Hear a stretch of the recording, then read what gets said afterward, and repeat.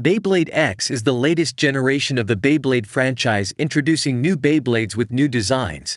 However, these Beyblades are not perfect and there are many weaknesses to each Beyblade. In this video I will be going over the flaws in each stock Beyblade released and hope to help you in Beyblade creating combos. Let's begin.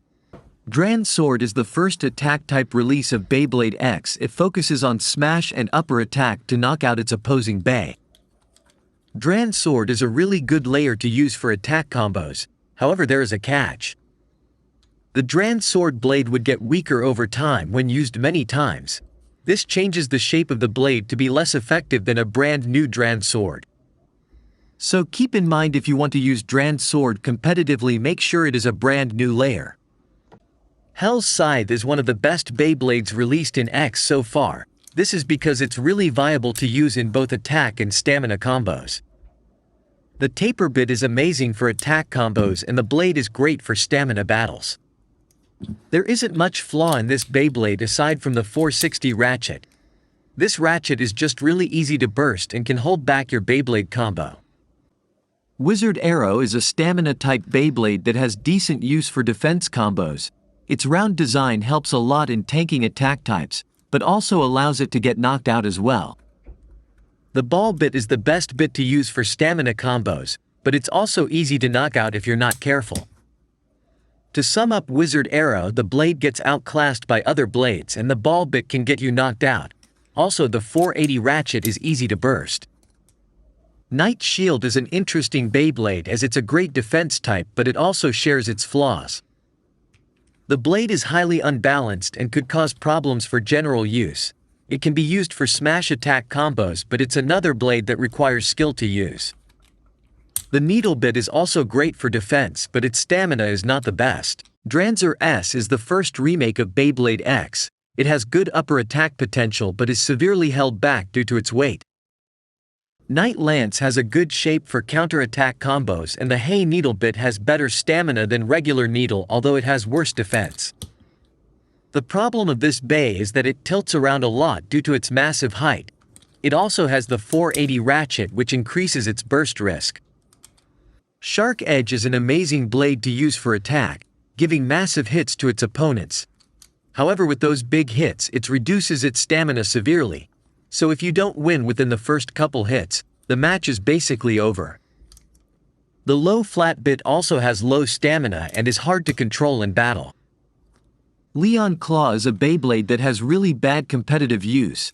This is due to the blade being lighter than other blades and has a really strange shape which causes a lot of recoil.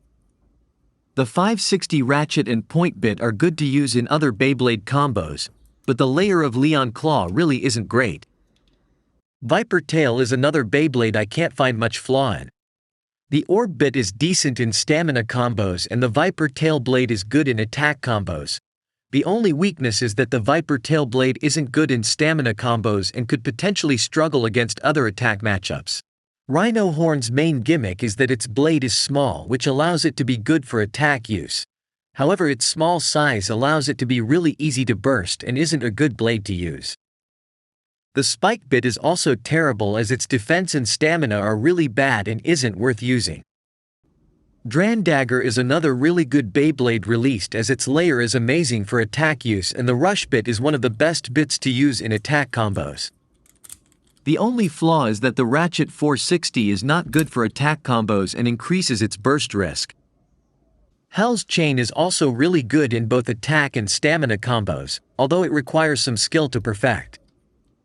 The main flaw in this Bey is the high taper bit being worse than the regular taper bit as it is less aggressive and the taller height increases its burst potential. Phoenix Wing is one of the best Beyblades for attack use as the blade is heavy and aggressive, creating massive hits to its opponents. The gear flat bit is what holds this Bey back as like low flat it's really aggressive and hard to control. The stamina is also bad, so you would either lose due to loss of stamina or self-knockout. But to fix this problem, just replace the bit with Rush, and here is the best attack combo in Beyblade X. Wyvern Gale is an interesting Bey as the layer is one of the best stamina blades to use, but its ratchet and bit really hold it back. Since Wyvern Gale has a big gap, taller ratchets are not good to use as its will burst easily and the gear ball bit is too aggressive for its burst resistance. So when using Wyvern Gale, just use shorter combos. I hope you enjoyed the video and have learned a thing or two about creating Beyblade combos. If you enjoyed, make sure to like and subscribe to help the channel grow.